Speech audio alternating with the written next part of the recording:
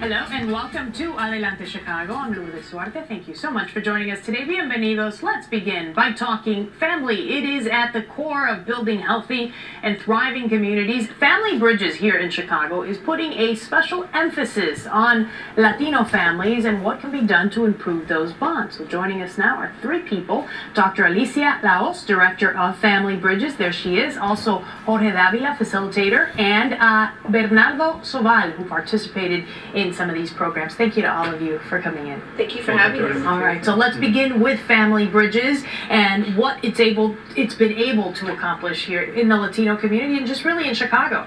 Well, in the last several years, we've had the opportunity to serve over 70,000 families, predominantly 68% of them being Latinos. We go into the community and we teach educational program for couples, for singles, and for adults, such as parenting, stress management, how to work together as a couple and strengthen the bonds. And we do that all because we feel strongly that that's important for the well-being of children. We all crave for really healthy relationships, but we make a really bad mess of them. So we try to equip couples and parents to do a better job and to be successful so we can have healthy families and then healthy communities as a result. All sounds great. You talk about strengthening the bonds. The big question is, of course, how do you do that? And I'll address this question to you. So when a family comes to you and says, look, we need some help.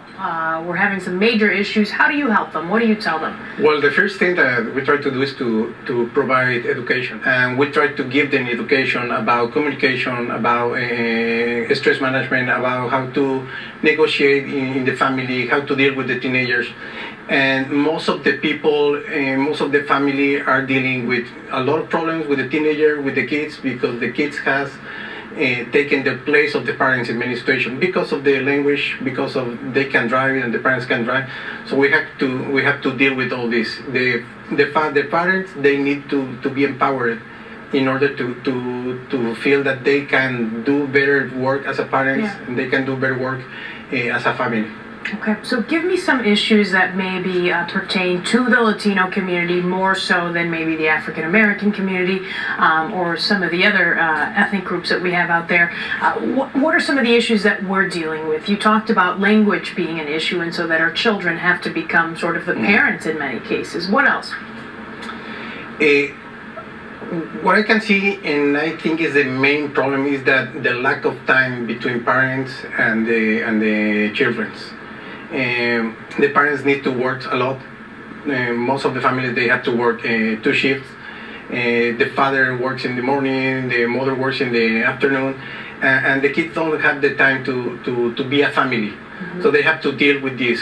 Sometimes they deal with the father, sometimes they deal with the mother, but they never learn to be together. So when they are together, they are just trying to fixing the problems, but they don't learn the things that they need to be. They need to learn in order to be better. So at the core, you're saying it's spending time. Time Yes. Can be the key to a lot of these problems.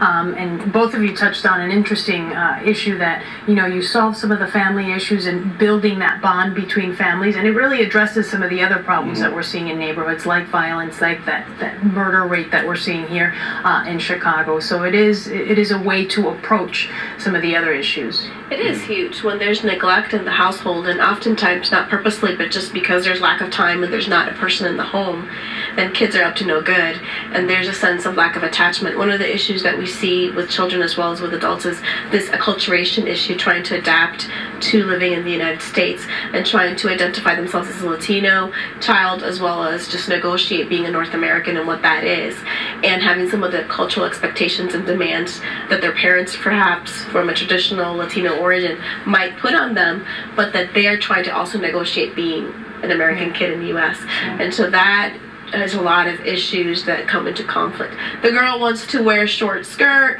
the dad looks at her and say, oh, you can't do that, or she wants to go dating and she's 13, and it's like, no, you can't date until you're 23. So those kinds of issues. So it's a way how to tackle all those problems. Yeah. Okay, so Bernardo is here, and you went through the program.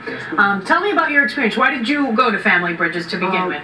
Well, I had the opportunity to assist one of those events, and I've been married for many years, and I thought that I know many things, but which I was totally wrong, I learned a lot from them, and I've been dealing with my kids or using different extra things. So give me an example. What was a problem that maybe you were having with your kids that going through this helped you address? As already was mentioned, dealing with my kids.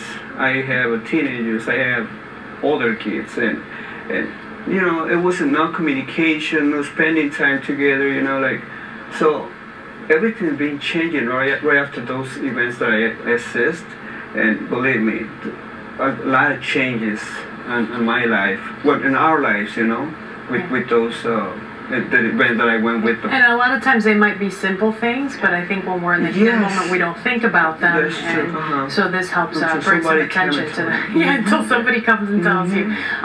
You know, I think for Latinos too, a lot of times it's difficult because I think in our own countries we're not used to maybe going out and asking for help. How big of an issue is that you just don't have families coming forward and saying, hey, listen, we might need some educational tools, some help here on how to handle our families and how to build that bond.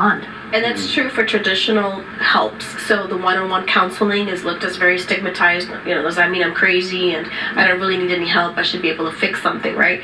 But being able to go into the community like we do and do educational programs, those seem to be really valued because we do value education as a community. And so being able to go to programs like these or education that are non-threatening, we tend to have a high turnout. There's just a need. One, relationships. We want them to be healthy and good.